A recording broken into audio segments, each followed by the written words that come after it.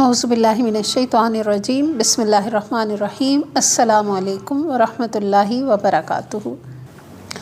حضرت اسامہ بن زید رضی اللہ عنہ کے بارے میں آج ہم پڑھیں گے انشاءاللہ۔ ہجرت سے 7 سال پہلے مکہ معظمہ میں رسول اکرم صلی اللہ علیہ وآلہ وسلم اور آپ کے صحابہ قریش کے ہاتھوں ظلم و ستم کا نشانہ بنے۔ تبلیغی میدان میں مسلسل آپ پر حزن و ملال، غم و اندو اور مصائب و آلام کے پہاڑ ٹوٹتے ہیں۔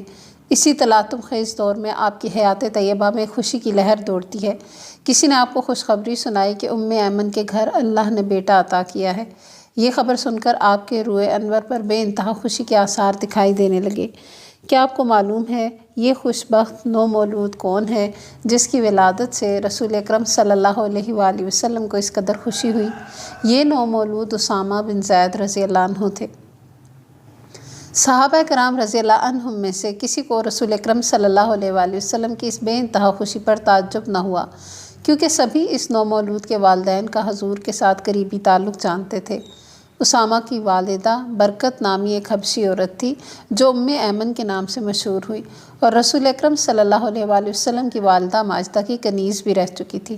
انہیں یہ شرف بھی حاصل ہوا کہ جب آپ صلی اللہ علیہ وآلہ وسلم کی والدہ ماجدہ کا انتقال ہوا تو انہوں نے حضرت صلی اللہ علیہ وآلہ وسلم کو اپنی گود میں لے لیا اور آپ کی نگہداشت کی۔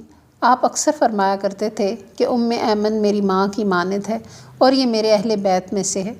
یہ تو ہے اس خوش نصیب نومولود کی والدہ محترمہ کا تعارف۔ رہا اس کا باپ تو وہ محبوب خدا صلی اللہ علیہ وآلہ وسلم یعنی کہ حضرت زید بن حارثہ رضی اللہ عنہ ہے۔ نزول قرآن مجید سے پہلے آپ نے اسے اپنا بیٹا قرار دیا تھا۔ حضر و سفر میں انہیں آپ کے ساتھ رہنے کا شرف حاصل ہوا۔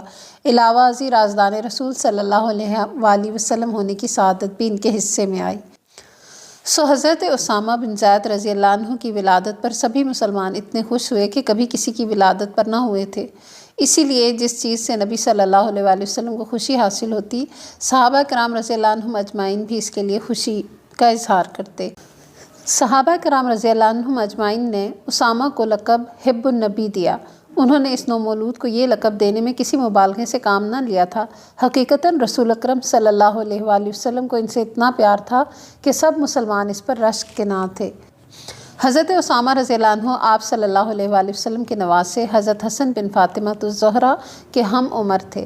حضرت حسن رضی اللہ عنہ تو اپنے نانا علیہ السلام کی طرح حسین و جمیل تھے، لیکن اسامہ اپنی حبشی والدہ ایمن کی مانند سیاہ رنگ اور چپٹے ناک والے تھے، لیکن رسول اکرم صلی اللہ علیہ وآلہ وسلم ان دونوں سے یکساں پیار فرماتے تھے۔ شفقت بھرے انداز میں اسامہ رضی اللہ عنہ کو ایک ران پر بٹھا لیتے اور حسن رضی اللہ عنہ کو دوسری ران پر، کبھی دونوں کو اپنے سینے سے لگاتے اور یہ دعا کرتے، الہی میں ان دونوں بچوں سے محبت کرتا ہوں، تو بھی انہیں اپنا محبوب بنا لے۔ غرض یہ کہ اسامہ رضی اللہ عنہ کے ساتھ آپ صلی اللہ علیہ وآلہ وسلم کو بہت پیار تھا۔ ایک دفعہ اسامہ رضی اللہ عنہ دروازے کی دہلیز پر لڑکھڑا کر گر پڑے، جس سے پیشانی پر زخم آیا اور خون بہنے لگا۔ نبی اکرم صلی اللہ علیہ وآلہ وسلم نے حضرت عائشہ رضی اللہ عنہ کو اشارہ کیا کہ اس کا خون صاف کر دیں، لیکن صدیقہ کائنات کسی مصروفیت کی وجہ سے اس طرف فوری توجہ نہ دے سکیں۔ نبی صلی اللہ علیہ وآلہ وسلم نے خود اپنے دست مبارک سے اس کا خون صاف کیا۔ جس طرح بچپن میں حضرت اسامہ رضی اللہ عنہ سے آپ نے پیار کیا، اسی طرح جوانی میں بھی ان کے سر پر شفقت کا ہاتھ رکھا۔ ایک دفعہ کا ذکر ہے کہ ایک قریشی سردار حکیم بن حزام نے ایک قیمتی لباس رسول اکرم صلی اللہ علیہ وآلہ وسلم کی خدمت میں بطور تحفہ پیش کیا، جسے اس نے یمن سے 50 دینار میں خریدا تھا، اور یہ لباس شاہ یمن کے لیے بطور خاص تیار کیا گیا تھا۔ آپ صلی اللہ علیہ وآلہ وسلم نے یہ تحفہ لینے سے انکار کر دیا، کیونکہ حکیم بن حزام ان دنوں مشرک تھا۔ البتہ آپ نے اس سے وہ لباس قیمتاً خرید لیا۔ یہ بہترین لباس آپ نے صرف ایک مرتبہ جمعے کے روز پہنا، پھر حضرت اسامہ بن زید رضی اللہ عنہ کو عطیہ کر دیا، اور وہ یہ لباس پہن کر صبح و شام شاداں و فرحاں اپنے مہاجر و انصار نوجوان ساتھیوں کے پاس آیا کرتے تھے۔ جب اسامہ بن زید رضی اللہ عنہ جوان ہوئے تو عمدہ عادات اور اعلیٰ اخلاق سے متصف تھے۔ اس کے علاوہ حد درجہ کے ذہین، بہادر، دانش مند، پاک دامن، نرم خو اور پرہیزگار تھے۔ ان اوصاف حمیدہ کی بنا پر وہ لوگوں کی نگاہ میں پسندیدہ شخصیت قرار دیے گئے۔ غزوہ احد میں اسامہ بن زید رضی اللہ عنہ اپنے ہم عمر بچوں کے ہمراہ میدان جہاد کی طرف نکلے۔ ان میں سے بعض کو تو جہاد کے لیے قبول کر لیا گیا اور بعض کو بہت چھوٹی عمر کی بنا پر شامل جہاد نہیں کیا گیا۔ ان میں اسامہ بن زید رضی اللہ عنہ بھی تھے۔ جب یہ واپس لوٹے تو زارو قطار رو رہے تھے، کیونکہ انہیں رسول اکرم صلی اللہ علیہ وآلہ وسلم کے جھنڈے تلے راہ خدا میں جہاد کرنے کا موقع نہیں دیا گیا تھا۔ غزوہ خندق میں حضرت اسامہ بن زید رضی اللہ عنہ اپنے ہم عمر نوجوانوں کے ہمراہ میدان کی طرف نکلے تو اپنے پنجوں کے بل اونچے ہو کر کہنے لگے کہ کہیں آج بھی میں نو عمری کی بنا پر جہاد میں شریک ہونے سے محروم نہ ہو جاؤں۔ ان کی یہ حالت دیکھ کر نبی اکرم صلی اللہ علیہ وآلہ وسلم بہت خوش ہوئے اور انہیں جہاد میں شریک ہونے کی اجازت دے دی۔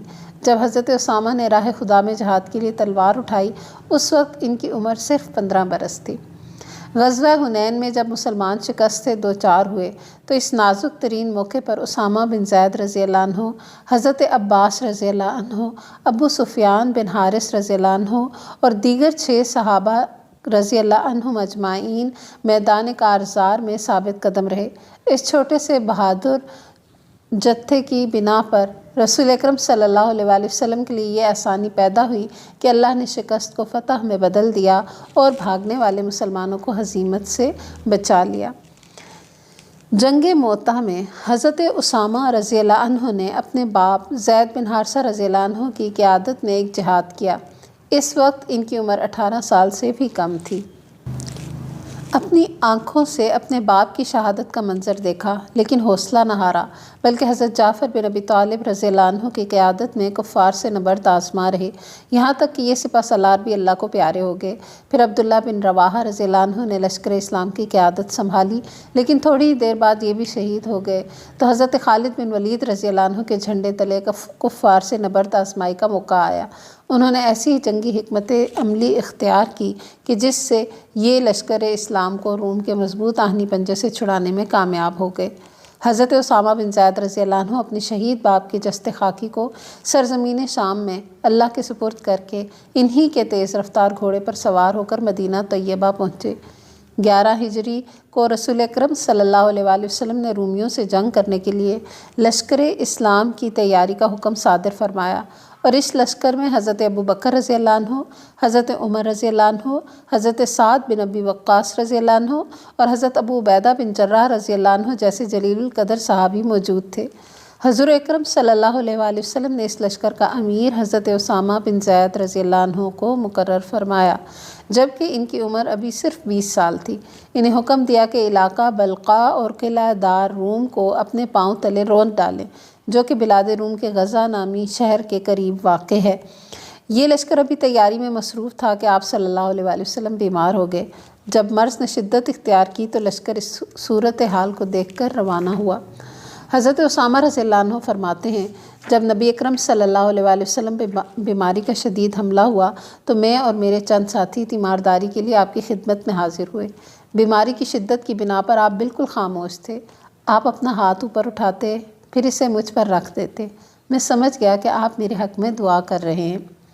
تھوڑی ہی دیر بعد حبیب کبریا صلی اللہ علیہ وآلہ وسلم اللہ کو پیارے ہو گئے۔ اب حضرت ابو بکر صدیق رضی اللہ عنہ کو خلیفہ منتخب کیا گیا۔ تمام صحابہ رضی اللہ عنہم اجمعین نے ان کے ہاتھ پر بیعت کی۔ آپ نے خلیفہ منتخب ہوتے ہی سب کو پہلا کام یہ کہا کہ حضرت اسامہ بن زید رضی اللہ عنہ کی قیادت میں لشکر اسلام کو اس مشن پر روانہ کیا جائے جس کا حکم آپ صلی اللہ علیہ وآلہ وسلم نے اپنی زندگی میں دیا تھا۔ لیکن انصار میں سے چند صحابہ کی یہ رائے تھی کہ لشکر کی روانگی میں کچھ تاخیر کی جائے تو بہتر ہے۔ انہوں نے حضرت عمر بن خطاب رضی اللہ عنہ سے کہا کہ وہ اس سلسلے میں حضرت ابو بکر رضی اللہ عنہ سے بات کریں، اور ساتھ ہی مشورہ دیا کہ حضرت ابو بکر لشکر کی فوری روانگی پر مصر ہوں تو ہماری طرف سے انہیں یہ پیغام دیں کہ ہمارا امیر کسی ایسے شخص کو بنایا جائے جو اسامہ رضی اللہ عنہ سے زیادہ عمر رسیدہ اور تجربہ کار ہو۔ حضرت ابو بکر صدیق رضی اللہ عنہ نے حضرت عمر رضی اللہ عنہ کی زبانی انصار کا پیغام سنا تو غضبناک ہو گئے اور غصے کی حالت میں فاروق اعظم رضی اللہ عنہ سے فرمایا، اے ابن خطاب، کتنے افسوس کی بات ہے، رسول اکرم صلی اللہ علیہ وآلہ وسلم نے تو اسامہ رضی اللہ عنہ کو امیر لشکر بنایا اور تم مجھے مشورہ دیتے ہو کہ میں اسے معزول کر دوں۔ اللہ کی قسم یہ کبھی نہیں ہو سکتا۔ جب حضرت عمر فاروق رضی اللہ عنہ لوگوں کے پاس واپس لوٹے تو انہوں نے دریافت کیا کہ خلیفۃ المسلمین نے کیا جواب دیا۔ حضرت عمر رضی اللہ عنہ نے فرمایا تمہیں تمہاری مائیں گم پائیں، جلدی سے اپنے مشن پر چل نکلو، میں نے آج تمہاری وجہ سے خلیفہ رسول صلی اللہ علیہ وآلہ وسلم کو ناراض کیا۔ جب یہ لشکر اپنے نوجوان قائد کے زیر کمان روانہ ہوا تو خلیفہ رسول سیدنا ابو بکر رضی اللہ عنہ انہیں الوداع کہنے کے لیے تھوڑی دور تک پیدل چلے، جبکہ حضرت اسامہ رضی اللہ عنہ گھوڑے پر سوار تھے۔ حضرت اسامہ رضی اللہ عنہ نے کہا، اے خلیفہ رسول صلی اللہ علیہ وآلہ وسلم، باخدا آپ بھی تو گھوڑے پر سوار ہو جائیں ورنہ میں گھوڑے سے اترتا ہوں۔ صدیق اکبر نے ارشاد فرمایا، باخدا نہ تو آپ نیچے اتریں گے نہ ہی میں سوار ہوں گا۔ پھر فرمایا، کیا میرے لیے یہ اعزاز نہیں کہ کچھ عرصے کے لیے اپنے پاؤں اللہ کی راہ میں غبار آلود کر دوں؟ حضرت اسامہ رضی اللہ عنہ کو دعائیں دے کر جہاد پر روانہ کیا اور کہا، آپ صلی اللہ علیہ وآلہ وسلم نے تمہیں جو وصیت کی ہے اس کے مطابق سرگرم عمل رہنا۔ پھر سرگوشی کے انداز میں فرمایا، اگر حضرت عمر رضی اللہ عنہ کو میری معاونت کے لیے میرے پاس رہنے دیں تو بہتر ہوگا۔ حضرت اسامہ نے آپ کی رائے سے اتفاق کیا اور حضرت عمر رضی اللہ عنہ کو وہیں رہنے دیا۔ حضرت اسامہ بن زید رضی اللہ عنہ لشکر کو لے کر چل پڑے اور اس مشن کی کامیابی کے لیے ہر وہ کوشش کی جس کا آپ صلی اللہ علیہ وآلہ وسلم نے حکم دیا تھا۔